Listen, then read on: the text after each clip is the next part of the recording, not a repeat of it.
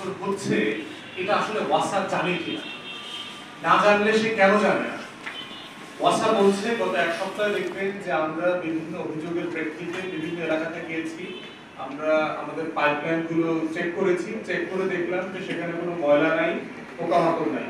আমরা ধারণা করছি যে ওয়াটার ট্যাঙ্কি যেটা আছে অথবা বিল্ডিং এর যে রিজার্ভয়ার আছে এর নিচে, বিল্ডিং এর নিচে সেখান থেকে আসছে। আপনি ধারণা করে বলছেন কেন?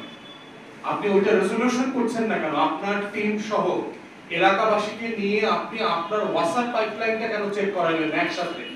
কারণ আপনি বললে হবে না, তো এলাকাবাসীর তো আস্থা থাকতে হবে যে হ্যাঁ আপনি এটা ভালোভাবে চেক করেছেন, পাইপলাইনে আসলে সমস্যা নাই।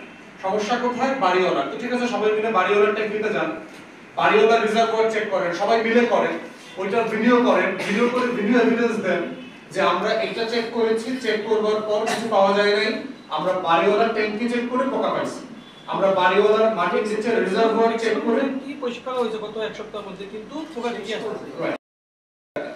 একটা গুরুত্বপূর্ণ জায়গা হচ্ছে যেটা আমার সহকর্মী বলেছেন যে খোরাখুরির কারণে কিন্তু এই সময়টাতে উপদ্রবটা বেশি হয়, যেহেতু অপরিকল্পিত, সবাই ইচ্ছামতো ঘুরতেছে এবং সেই জায়গাটাতে আপনার ওয়াসার যে পাইপলাইনটা আছে সেটা ক্ষতিগ্রস্ত হচ্ছে।